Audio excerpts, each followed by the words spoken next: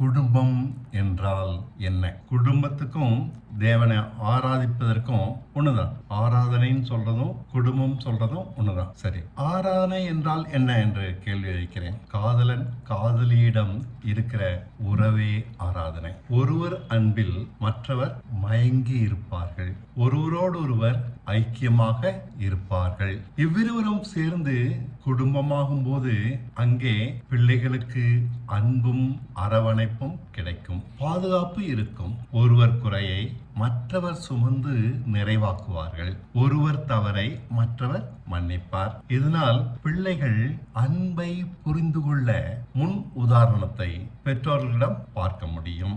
அவர்களும் அன்பினால் தங்கள் வாழ்க்கையை நீதியாக நடத்துவார்கள். பிள்ளைகள் இங்கு ஒருவருடைய அன்பு மற்றவரால் ஆராதிக்கப்படுகிறது.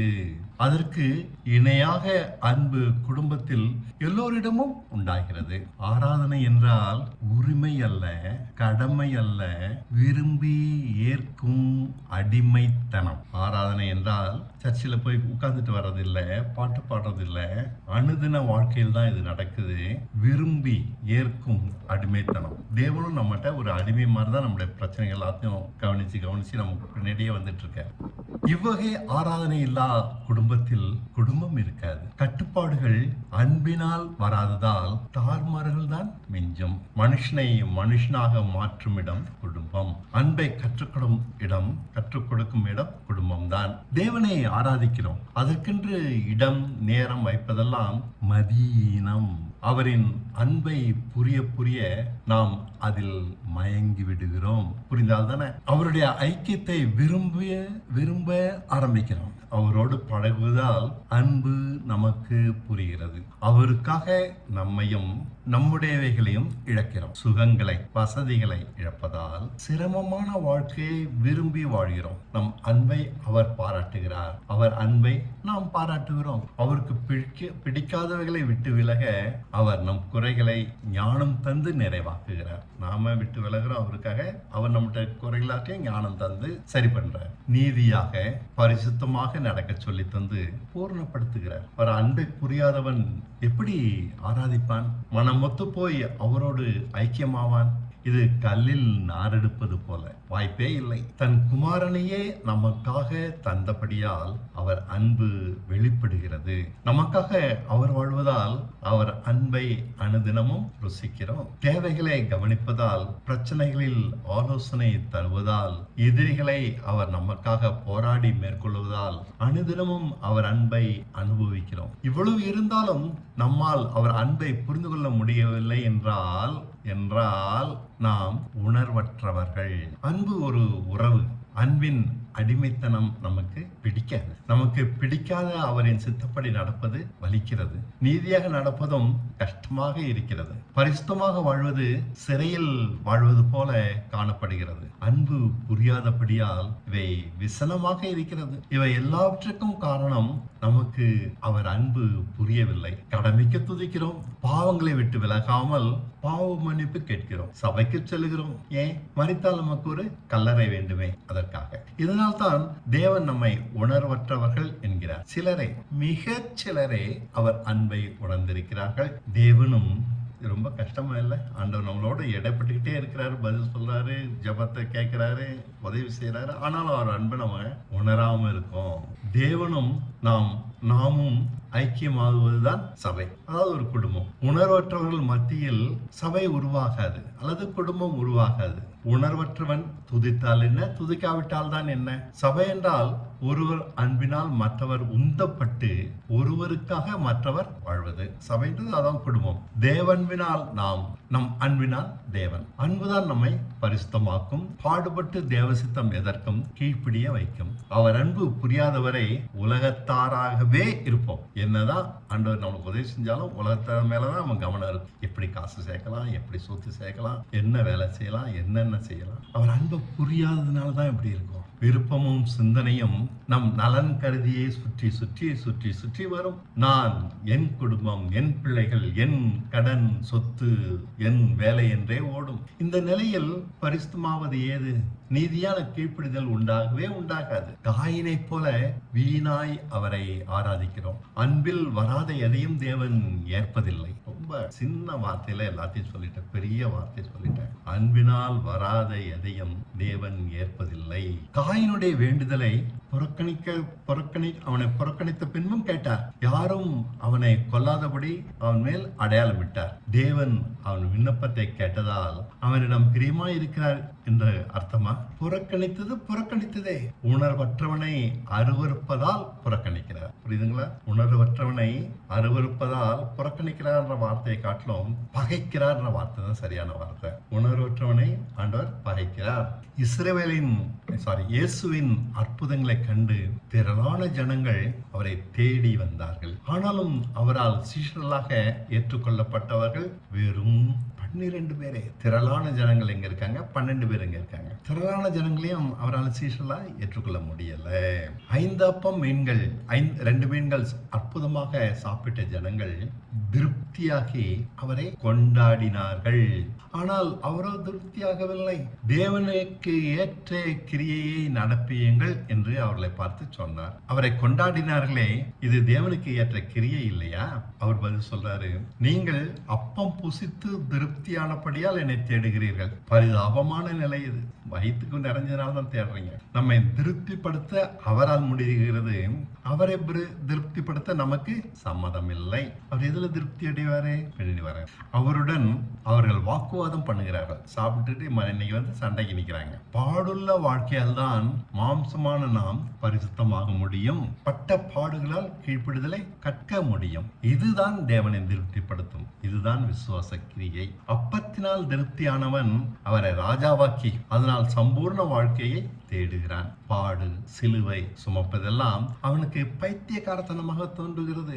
அவரை திருப்திப்படுத்த வாழ்கிறவர்கள் 12 பேர் தான் மிஞ்சினார்கள். இவர்கள் மூலம்தான் உலகம் இன்று வெளிச்சம் பெற்று இருக்கிறது. அவர் காலத்தில் பலருக்கு அநேக அற்புதங்களை செய்தார். அவர்கள் யார் என்று கூட இன்று தெரியாது. நாம் பதிலுக்கு அன்பு கூறாதவரை அங்கு ஆராதனை இல்லை, கீழ்ப்படிதல் இல்லை, பரிசுத்தம் இல்லை, துதிகள் உதட்டளவே. இவைகளில் தேவன் மயங்குவாரா என்ன?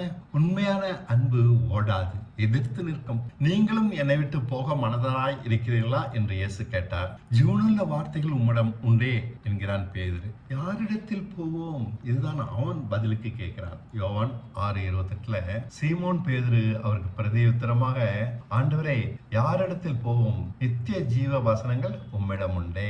அப்பம் உண்டுன்னு அவன் சொல்லல, மீனை தருவீங்கன்னு சொல்லல, ஜீவ வார்த்தைகள் உம்மிடத்தில் உண்டு. அதுக்காக தான் அவன் நிற்கிறான். அவர் அன்பினால் கட்டப்பட்டவன். இவன் மீன் பிடிக்க போக மாட்டான். தான் வழியில் நடக்க சம்மதம் இல்லை. 12 பேரும் இப்படிப்பட்டவர்கள் தான். காதலன் காதலியின் மயக்கம் இவர்களிடமும் உண்டு. இயேசுவிடம் இணைந்து வாழ்வதென்றால் அவருடன் குடும்பம் நடத்துகிறோம். நம் வாழ்க்கையை அவர் வாழ்கிறார். அவர் திட்டப்படி விரும்பி வாழ்கிறோம். இதுதான் ஆராதனை. இவர்கள் மத்தியில் சபை உருவாகும். சீஷரில் பலர் அவர் உபதேசத்தை கேட்டு பின்வாங்கினார்கள். யோவான் 6:66 அப்படிதான் சொல்லுது. அது முதல் அவருடைய சீஷரில் அநேகர் அவருடன் கூட நடவாமல் பின்வாங்கினார்கள். ஏன்?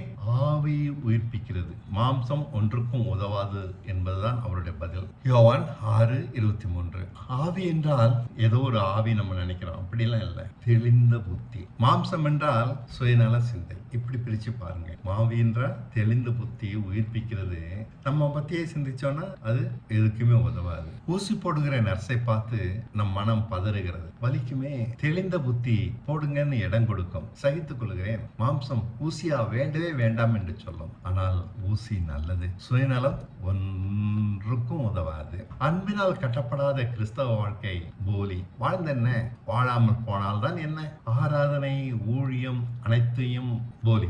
தேவனை நேசிக்க தெரியாதவன் ஓசையிடுகிற கைத்தாளமே. இப்படி ஒரு வாழ்க்கை வாழ வேண்டுமா என்ன? கிறிஸ்துவின் அன்பு எங்களை நெருக்கி ஏவுகிறது என்கிறார் பவுல். அதே அளவு அன்பிருந்தால் அவரை நெருக்கியது நம்மை நெருக்க மாட்டேன் என்கிறது. சிலுவை வாழ்க்கை தியாகமான ஒரு வாழ்க்கை. எல்லோருக்கும் இது சரிபட்டு வராது. மூளைக்கு பிடிக்கும், இதுதான் சரி என்று ஒத்துக்கொள்வார்கள். ஆனால் இதன்படி வாழ சம்மதம் இருக்காது, மனதிற்கு பிடிக்காது. இழக்க வேண்டுமே, அது பைத்தியகாரத்தனமாக படும். தேவராஜ்யத்தின் சட்டம் சிலுவை. ஒரு சட்டம் சிலுவை, இன்னொரு சட்டம் விசுவாசம். இது மாதிரி இருக்கு. அந்த சட்டத்தை மீறுவது எந்த ராஜ்யத்தையும் அந்தந்த ராஜ்யத்துக்கு ஏற்றுக்கொள்ளவே மாட்டாங்க. நம்ம இந்திய சட்டத்துக்கு நமக்கு கீழ்ப்படிஞ்சாதான் நம்ம இங்க இருக்க முடியும். மத சுதந்திரம் சிலுவையை ஏற்காது. மத சுதந்திரம் நம்மளுக்கு இருக்கு நம்ம நினைக்கிறோம். அது எப்படிப்பட்ட மோசமானது தெரியுமா? மத சுதந்திரம் போலி உபதேசத்தை ஊக்குவிக்கிறது. அது விக்கிரக ஆராதனை. நமக்கு மத சுதந்திரம் இருக்கிறது என்பதால் சத்தியத்தை ஏற்கிறோம் என்று அர்த்தம் இல்லை. இஸ்ரவேலின் மத சுதந்திரம் இருந்தது. ஆனால் இயேசுவின் மேல் எரியும்படி கல்லுகளை எடுத்துக்கொண்டார்கள். யோவான் 8:59 படிச்சு பாருங்க. அப்போது அவர் மேல் எரியும்படி கல்லுகளை எடுத்துக்கொண்டார்கள். இயேசு மறைந்து அவர்கள் நடுவே கடந்து தேவாலயத்தை விட்டு போனார். அதே மத சுதந்திரம் தான் கல்லெடுத்து அடிக்குது. மத சுதந்திரம் மனுஷர்களை நரகத்திற்கே அனுப்புகிறது. மத சுதந்திரம் பொய்யை ஊக்குவிக்கிறது. நம்ம அதான் பார்க்கிறோம். இருளின் ராஜ்யத்தை கொண்டு வருகிறது. நாம் பொய்களை ஆராதிப்பது இல்லை, சத்தியத்தை ஆராதிக்கிறோம். உலகம் ஒருபோதும் சத்தியத்தை ஏற்றுக்கொள்ளாது. ஏற்றுக்கொண்டதானால் அது சத்தியமாக இருக்காது. கனி கொடுங்கள் என்றார் இயேசு. கனி எங்கே இருந்து வரும்? விதையிலிருந்து வரும். விதை நம்மிடம் இருக்கிறது, தேவ வசனம் நம்மிடம் இருக்கிறது. எல்லோருக்கும் வசனம் தெரியும். ஓ, அது கனியாகாது. விதை நிலத்தில் விழுந்து சாக வேண்டும், மரமாய் வளர வேண்டும். அதற்கு காலம் செல்லும். வெகு காலம் சென்ற பின்பே மரம் நிலைத்திருந்தால் கனியாகும். பல சமயங்களில் விதையெல்லாம் கனியாவது இல்லை. மிகுந்த விதையுள்ளவர்களாக இருங்கள் என்று இயேசு சொல்லவில்லை, மிகுந்த கனியுள்ளவர்களாக இருங்கள். அன்பை பற்றி நமக்கு தெரியும். 1 கொரிந்தியர் 13 படித்திருக்கிறோம். அழகா அந்த 13 ஃபுல்லாவே அன்பை பத்தி தான் எழுதியிருக்கோம். ஒரு 10 வசனம் தான் இருக்கும். அதை படிச்சிருக்கோம். ஆனால் அன்பாக இருக்கிறோமா? இல்லை. நாம் ஏன் அன்பாக முடியவில்லை? கனியற்றவர்கள் நாம். அதை தேடி இருந்தால், அன்பை தேடி இருந்தால் கண்டடைந்திருப்போம். தேடியது அதை தவிர வேறு எதையோ. அன்பு தீங்கு நினையாது. அன்புக்கு பொறாமை இல்லை. நீடிய சாந்தமும் தயவும் உள்ளது. அன்பென்ற இடத்தில் உங்கள் பெயரை போட்டு படித்து பாருங்கள். நாம் சகலவற்றையும் சகிக்கிறேனா? சகலவற்றையும் நம்புகிறேனா? சகலவற்றையும் தாங்குகிறேனா? அல்லது சலித்துக் கொள்கிறேனா? மிகுந்த கனி கொடுங்கள், அப்போது பிதா மகிமைப்படுவார். எனக்கு அப்போது சீஷலாக இருப்பீர்கள். மிகுந்த கனிதான் சீஷனின் அடையாளம். மிகுந்த அன்பு. சிலுவை அன்பாக இருக்க நம்மை மாற்றுகிறது. உள்ளே விதை சென்று விளைந்து மரமாகி கனியாக மாறிவிட்டது. சிலுவையை புறக்கணிப்பதால் நம் அன்பு புளிக்கிறது, கனியாகவில்லை. செடியில் நிலைத்திருந்தால் இனிக்கும், கனியாயிருப்போம். வாழ்க்கையை வாழவில்லை, இஎம்ஐ கட்டுவதற்காக பிழைத்திருக்கிறோம். உயிர் பிழைத்திருக்கிறோம். நம்ம யாருமே வாழல, நிம்மதியா இல்லை. சிலுவை சுமந்தா அப்படி இருக்காது. தேவன் இந்த உலகத்திற்கு வந்து நமக்கு சொன்னது இந்த குழந்தைகளாக இருங்கள் என்று. அவர் வானத்திலிருந்து இறங்கி வந்து நம்மளுக்கு சொல்ற ஒரே வார்த்தை குழந்தையாக இருங்க. பெரியவர் போல சிந்தித்து முன்னும் பின்னும் யோசிக்கிறோம். குழந்தையாக தெரியவில்லை. குழந்தை நம்மை போல சிந்திக்காது. சொன்னதை அப்படியே செய்யும், நம்பி நடக்கும். தேவனை கேள்வி கேட்கிற எவனும் குழந்தை இல்லை. அவர் அன்பை பின்பற்ற முடியாது. நாம் ஆலயம் என்கிறார். நம்மோடு வாழ்க்கையை பங்கு போடுகிறார். நமக்கு வலித்தால் அவருக்கும் வலிக்கும். இது புரியவில்லை நமக்கு. தனியாகவே சிந்திக்கிறோம். இழந்து விட்டால் இதற்கு என்ன செய்வது, அதற்கு என்ன செய்வது?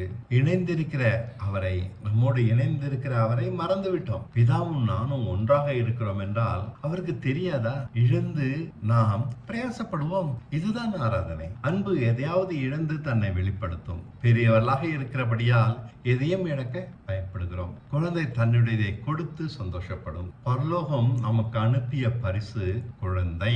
அன்பை இல்லாமல் அதற்கு வேறொன்றும் தெரியாது. நமக்கொன்றும் தெரியாதுதான். ஆனால் எல்லாம் தெரிந்தவர்கள் போல தவிக்கிறோம். சீனாய் மலையில் இஸ்ரவேல் ஜனங்கள் தங்களை வழிநடத்த மோசே மலையுச்சிக்கு போய் தொலைந்து போனான் என்று எண்ணி தவித்தார்கள். இனி யார் நம்மை வழிநடத்துவார்? எதிர்காலம் எப்படி இருக்கும்? வனாந்தரத்தில் தனியாக நிற்கிறோமே, வழிநடத்திய தேவனையே காணோம். குழந்தை போல சிந்திக்காமல் பெரியவர் போல அவர்கள் சிந்தித்தார்கள். அதன் பலன் பொற்கன்று குட்டி. நம்மை இந்த கன்றுக்குட்டியை வழி நடத்தும் என்கிறார்கள். காரணம், இது பொன்னினால் ஆனது. அதை மதிக்கிறோம். இது நம்மளை வழி நடத்தும். கானான் தேசம் எங்க இருக்கிறது? அங்கே எப்படி போவது?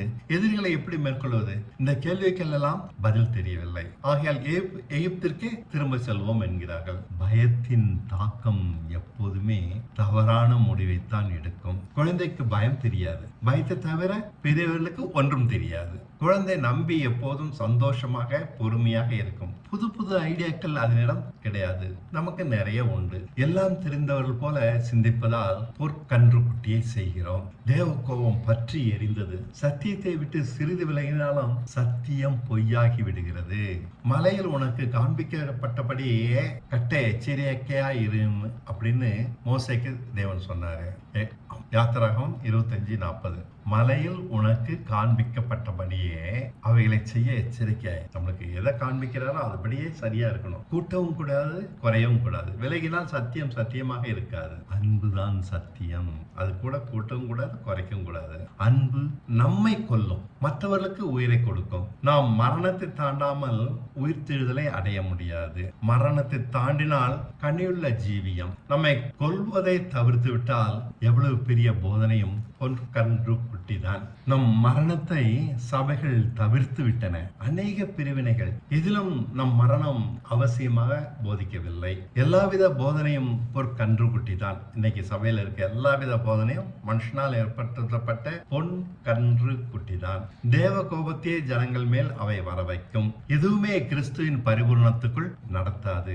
நம் தோளில் உட்கார்ந்து கொண்டு திரும்ப அடிமையின் வாழ்க்கையை வாழ்வதற்கே எகிப்திற்கே வழி நடத்தும். நம்மை தேவனுடைய அன்பை விட்டு பிரிக்க முடியாது என்று நான் நிச்சயித்திருக்கிறேன். பவுல் சொல்றாரு, தாழ்வோ உயர்வோ மரணமோ ஜீவனோ நிகழ்காரியமோ எதிர்காலமோ எதுவும் கிறிஸ்துவின் அன்பை இழக்க போதுமான காரணமாக இராது.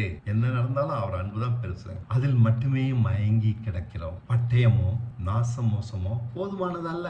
அன்பை குடித்து திருப்தியாய் இருப்பதால் நாம் மாற முடியாது. நிச்சயம் நமக்கு ஒரு நியாயத்திற்கு உண்டு. மற்ற யாரை காட்டிலும் நமக்கு அது நன்றாக தெரியும். அதுவரை நாம் பற்றி கொண்டிருக்க வேண்டியது இந்த அன்பு ஒன்றுதான். நம்முடையது என்று சொல்லப்படுகிற எதையும் இழந்து போகலாம். அவை இதற்கு இணையானது அல்ல என்று நிச்சயித்திருக்கிறேன். ரோமர் 8:37 அப்படின்னு சொல்றாரு.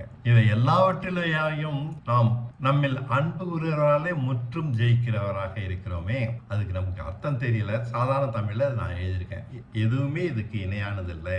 என்னுடைய படிப்பு, என்னுடைய ஊழியம், என்னுடைய சொத்து, வேற நம்ம வாழ்க்கையில பெருசா நினைக்கிற எதுவுமே இயேசுவின் அன்புக்கு இணையானதல்ல. அந்த அன்பை ருசிச்சுட்டோம், அதுல மயங்கியே கிடப்போம். வேற எதுவுமே நமக்கு பெருசா தெரியாது. உண்மையெல்லாம எனக்கு வேற எதுவுமே வேண்டான்னு மனசு சொல்லும். அப்படி மனசு சொல்லலைன்னா நம்ம உணர்வற்றவங்க. இந்த உலகத்தில் அநேக மதங்கள் இருக்கின்றன. கிறிஸ்தவத்திலும் அநேக பிரிவினைகள் இருக்கின்றன. பெந்தெகோஸ்தே, புராட்டஸ்டன்ட், கத்தோலிக்கம், பிரதரன், எவாஞ்சலிக்கல், 7ஆம் நாள் அட்வென்டிஸ்ட் போன்ற அநேக பிரிவினைகள். இவைகளை வேதத்தில் பார்க்க முடியாது. வேதத்தில் ஒரே தேவன், ஒரே ரட்சகர், ஒரே பரிசுத்தாவி, ஒரே வேதாகமம், ஒரே ஞானஸ்நானம், ஒரே விசுவாசம் மட்டுமே உண்டு. சிலுவை உபதேசமும் ஒன்றே ஒன்றுதான். வேதம் எந்த பிரிவினையும் சார்ந்தது இல்லை. சிலுவை உபதேசத்தை கிறிஸ்தவ பிரிவினைகளில் காண முடியாது. காண போயிடுச்சு எல்லாமே. பிரிவினைகள் பழைய மனுஷனாக அடிமை வாழ்வதை தான் நமக்கு சொல்லி தருகின்றன.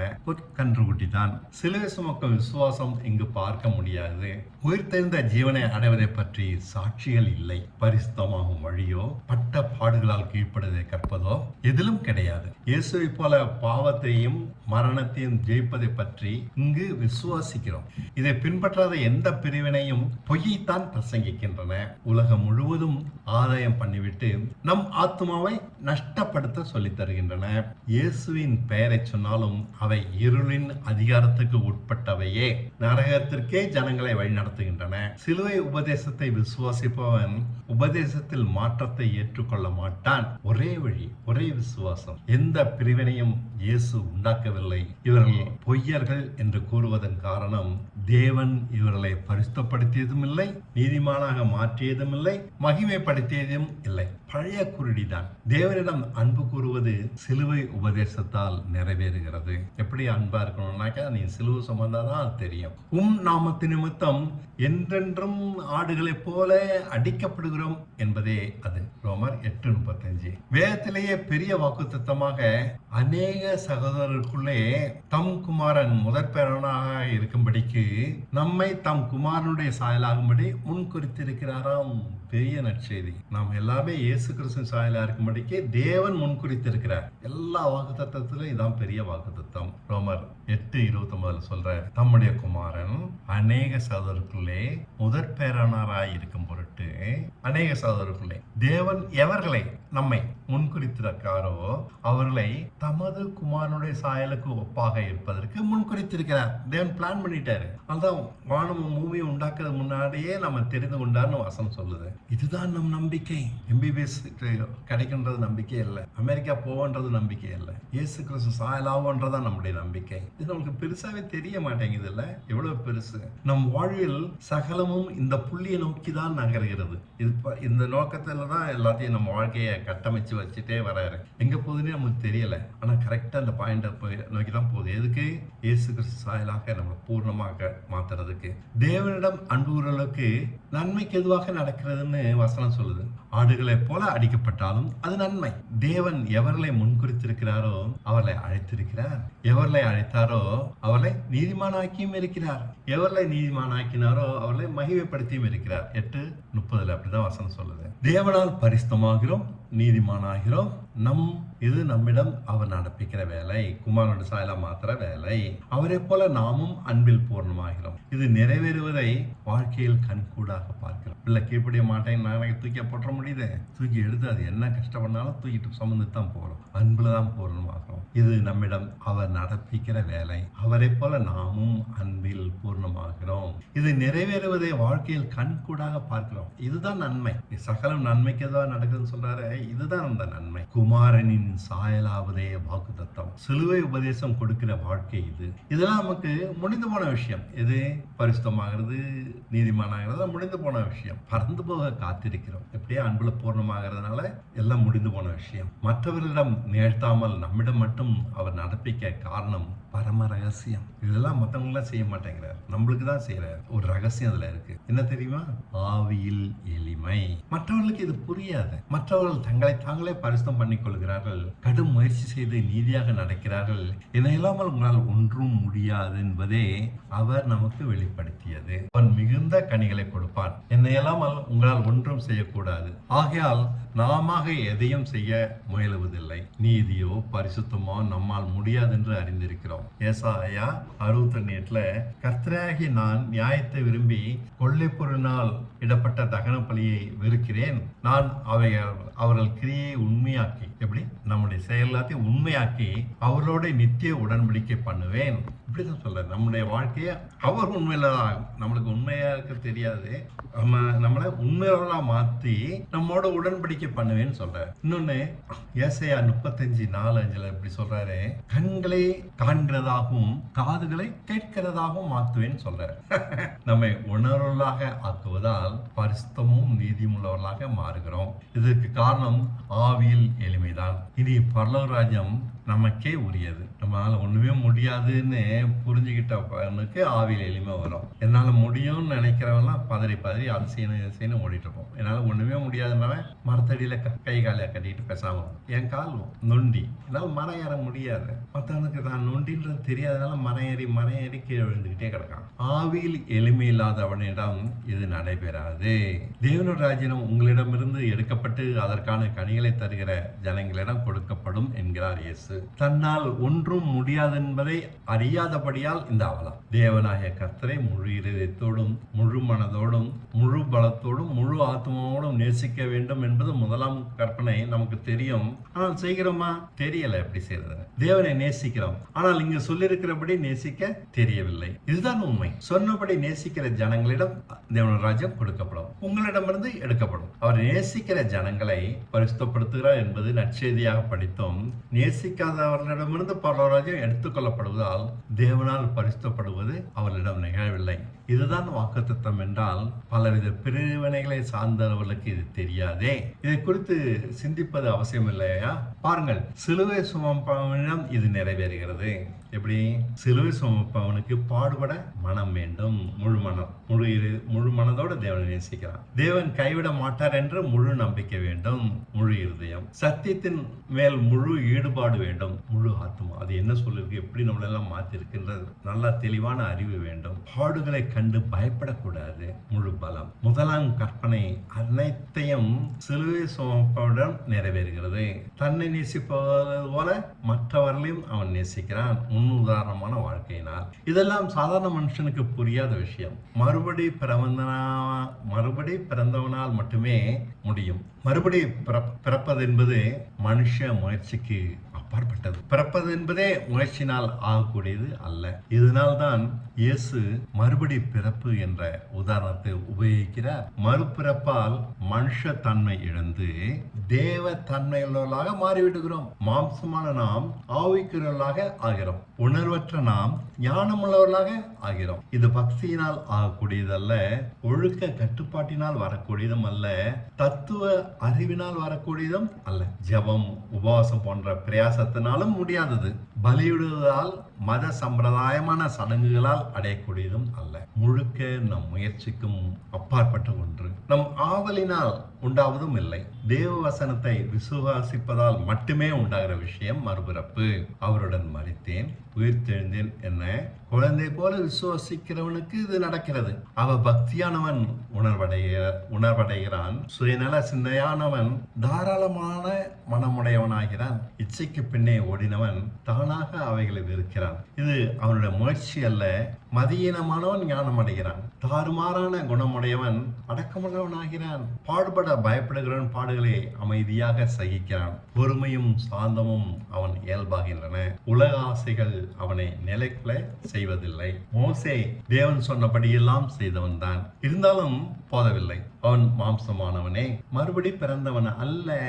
மோசே என்ற உதாரணத்தை பாருங்க. கீழ்ப்படியாமையால் தேவன் அவனை புறக்கணித்தார் என்பது வருத்தமான விஷயம். அவன் என்ன செய்வான்? மனுஷ தன்மையா அவ்வளவுதான் முடியும். இயேசு பட்டப்பாடுகளினால் கீழ்ப்படிந்தார். மோசே அடைய முடியாத உயரத்தை இவர் தேவத்தன்மையால் அடைந்தார். இதுதான் மறுபடி பிறந்தவனின் குணம். பழைய மனுஷன் சிறிதும் அவரிடம் காணப்படவில்லை. மோசேயும் தான் தேவன் சொன்னபடி எல்லாம் செய்தான். ஆனாலும் உள்ளான மாற்றம் இல்லாததால் பழைய மனுஷன் வெளிப்பட்டு தோற்று போனான். உள்ளான மாற்றமடைந்த நாம் தோற்க முடியாது. நம் இலக்கு இதுதான், மறுபடி பிறக்க வேண்டும். அதற்காக ஞானஸ்நானம் வாங்குகிறோம். இருந்தாலும் மறுபடி பிறந்தவர்களை காண முடியவில்லையே. ஏன்? அதன் முக்கியத்துவம் நமக்கு புரியவில்லை. மோசையால் அன்பில் பூர்ணப்பட முடியாது. காரணம் அவன் மனுஷ தன்மை. இயேசுவால் அன்பில் பூர்ணப்பட முடியும். மறுபடி பிறந்த நம்மாலும் தான். இயேசு எதையெல்லாம் செய்தாரோ அத்தனையையும் நாமும் செய்ய முடியும். நம்மிடமும் பழைய மனுஷ குணம் காணப்பட முடியாது. அவர் மரணத்தை ஜெயித்து பிதாவின் வலது பார்சத்தில் உட்கார்ந்தது போல நாமும் மரணத்தை ஜெயிப்பதால் உட்காருவோம். இதற்கே ஞானஸ்நானம் வாங்கினோம். மறுபடி பிறந்தோம். தேவத்தன்மை அடைந்தோம். பிசினஸ் செய்து பணக்காரனாக மறுபடி பிறந்தோம். கவனம் பலமாய் சிதறுகிறது. இதை தேடாமல் எதையோ தேடி வீணாக்கி கொண்டிருக்கிறோம். வஞ்சிக்கப்பட இடம் தரலாமா? சற்றே கவனியுங்கள். எதற்காக நம்மை அவர் பிடித்தாரோ அதை பிடித்து கொள்ளாவிட்டால் ஏமாந்து போவோம். பிலிப்பியர் 3:12 சொல்றாரு, நான் அடைந்தாயிற்று அல்லது முற்றிலும் தேறினானேன் என்று எண்ணாமல் கிறிஸ்து இயேசுவினால் நான் எதற்காக பிடிக்கப்பட்டேனோ அதை பிடித்துக் கொள்ளும்படி ஆசையாக தொடர்கிறேன். மற்ற எல்லாவற்றையும் நஷ்டம் என்று விடுகிறேன். உங்கள் வழியை செம்மை பண்ணுங்கள் என்பதே தேவ வார்த்தை. நம்மை செம்மைப்படுத்த சொல்லவில்லை, வழியை செம்மைப்படுத்த. நாம் மாற வேண்டாம். தீமையை விட்டு விலகி நன்மை செய். இது நம் இயல்பு இல்லை. அதுக்கான பலம் நம்மிடம் கிடையாது. புதிய ஏற்பாட்டின் நற்செய்தியே அவர் நம்மை செம்மைப்படுத்தி விட்டார் என்பதுதான். அதனால் நம் வழியை மாற்ற வேண்டும். அவர் சொல்வதை நம்பி தீமையை விட்டு விலகி சுருக்கமாக விசுவாசிக்க வேண்டும். அவ்வளவுதான். நம்மை சிலுவையில் அறைந்து அழித்து விட்டார். இதனால் இனி அவர் நமக்காக பிழைக்கப் போகிறார். இவ்வளவுதான் விஷயமே. இதை காண முடியாது. அதான் பிரச்சனை. நமக்கு இயேசு கிறிஸ்து நமக்காக பிழைக்கிறார்ன்றதை காண முடியல. ஆகையால் விசுவாசிக்க சொல்கிறார். நம்பி நட. இவ்வளவுதான். நம்பி நடக்கிறவன் அவரை போல வாழ்கிறான். தொல்லைகளை எல்லாம் தன் தலையில் போட்டுக்கொண்டு நம்பாதவன் பழைய வாழ்க்கை வாழ்கிறான். இயேசுவால் வாழ்வது பழக்கமில்லாத விஷயமாக இருக்கிறது. அதனால் இதெல்லாம் நமக்கு கஷ்டமாக தெரியுது. தேவனிடம் ஒரு பிடிவாதம் இருக்கிறது. அவரை நம்பி நடந்தால் தண்ணீர் மேலும் நடக்கலாம். நம்பாவிட்டால் கைவிட்டு விடுவார். மூச்சு முட்டி சாக வேண்டியதுதான். கண்டுகொள்ள மாட்டார். எப்படி கூப்பிட்டாலும் பதில் சொல்வதில்லை. நம்பினாலும் வாழ்க்கை சிக்கலை தீர்க்க மாட்டார். நம்புகிறவனை சிக்கலின் ஊடாக நடத்தி வெளியே கொஞ்சம் கொஞ்சமா கொண்டு வந்து விடுகிறார். நாம் நம்பி நடக்கிறோமா இல்லையா என்பதை கவனமாக உத்து பார்க்கிறார். எவ்வளவு சிக்கலாக இருந்தாலும் அவர் சொல்லி இருக்கிறார் என்று நம்பி சிக்கலை பொருட்படுத்தாது நடந்துவிட்டால் போதும். அவை நம்மை ஒன்றும் செய்வதில்லை. மேஜிக் மாதிரி இருக்கிறது இல்லையா? ஆமாம், உண்மைதான். வேதத்தில் அநேக உதாரணங்கள் இருக்கின்றன. 12 வருட பெரும்பாடுள்ள ஸ்திரீயை இங்கு சிறப்பம்சமாக சுட்டி காட்டுகிறேன். இயேசுவுக்கே தெரியாது. நம்பி அவரை அவள் தொட்டாள், சுகமாகிவிட்டார். 12 வருட தொல்லை உடனே திறந்து விட்டது. அவர் யார் என்னை தொட்டார் என்று திரும்பி திரும்பி பார்க்கிறார். அவருக்கே தெரியவில்லை. லூக்கா 8:43. அப்பொழுது 12 வருடமாய் பெருமாடுள்ளவளாய் இருந்து தன் ஆஸ்தியெல்லாம் வைத்தலுக்காக செலவழித்து ஒருவராலும் சொஸ்தமாக இருக்கிற ஸ்திரீ அவரை தொட்டார், சுகமானால். அவரிடமிருந்து வல்லமை புறப்பட்டு வந்தது. இது புரியாமல் காலமெல்லாம் கத்தி கதறி கூப்பிட்டு கொண்டே இருக்கிறோம். அவர் கவனிப்பதே இல்லை. நம் வழியை மாற்றுவோம், அவர் பிடிவாதம் தெரிந்து கொள்வோம். நம்பி நட, மீதியை அவர் பார்த்துக் கொள்கிறார். என்ன பிடிவாதம்! நம்பி நடப்பவர்களை காப்பாற்றுகிறார், நடக்காதவர்களை யாரா இருந்தாலும் கைவிடுகிறார். நாசமானாலும் கண்டுகொள்வதே இல்லை. விசுவாசம் பரலோக சட்டம். ஏற்கனவே ஒரு சட்டம் சொன்னேன். என்னது சொன்னேன்? பரலோக சட்டம் ஒண்ணு, சிலுவை சுமப்பது ஒரு சட்டம். 2வது சட்டம் விசுவாசம். யாரும் அந்த சட்டத்தை மீறக்கூடாது. ஆகையால் நம்பி நடக்க வசனம் இப்படி சொல்கிறது என்று நமக்கு தெரிய வேண்டும் இல்லையா? தெரிந்த வசனங்கள் அநேகம். உதாரணத்திற்கு, அவர் நம் பலவீனங்களை ஏற்றுக்கொண்டு நோய்களை சுமந்தார் என்று படிக்கிறோம். மத்தேயு 8:17 படிக்கிறோம். அவர் தாமே நம்முடைய பலவீனங்களை ஏற்றுக்கொண்டு நம் நோய்களை சுமந்தார் என்று ஏசாயா தீர்க்கதரிசியால் உரைக்கப்பட்டது நிறைவேறும்படி இப்படி நடந்தது. நோய்களை அழிப்பேன் என்பதே வாக்குத்தத்தம், பிராமிஸ். அதை அறியாமல் இங்கே வலிக்கிறது, அங்கே தாங்க முடியலை என்கிறோம். 12 வருடம் பெரும்பாலுள்ள ஸ்திரியை பாருங்கள். 12 வருடம் வலி. நமக்கு வலி பெரிதாக தெரிகிறது, அவளுக்கு தெரியவில்லை. வாக்குத்தத்தம் வலிக்காதபடி நாமே தடுத்து விடுகிறோம். அவரும் எப்படி கூப்பிட்டாலும் திரும்பி கூட பார்ப்பதில்லை. நம்மிடம் விசுவாசத்தை பார்க்காதவரை செயல்பட மாட்டார். ஆதலால் வழியை செம்மை பண்ணுவோம். நோய் விசுவாசத்தை சொல்லித்தரும். அதன் பின் எளிதாக விசுவாசித்து விடுவோம். விசுவாசிக்காதவரை சிலுவையும் சுமக்க முடியாது, பரிசுத்தமாக முடியாது, தேவ சித்தப்படி நடக்கவும் முடியாது. தேவனுக்கு பிரியமானவை எல்லாம் கலவரமாகப்படும். ஐயோ, இப்படிலாம் சொல்றாரு, வலிக்குது, சிலுவை சுமக்கணும்ன்றாரு. விசுவாசிக்க ஆரம்பித்து விட்டோமோ இல்லையோ, கோலியாத்தை அழிப்பதும் சாதாரணமான விஷயம்தான். ஆகையால் வசனங்களை பற்றி விசுவாசிக்கிற ஒன்றினால் தான் தேவனுக்கு பிரியமாய் மாற முடியுமே ஒழிய வேறே வழி இல்லை. போராட்டமான வாழ்க்கையை இதற்காகவே நமக்கு தந்திருக்கிறார்.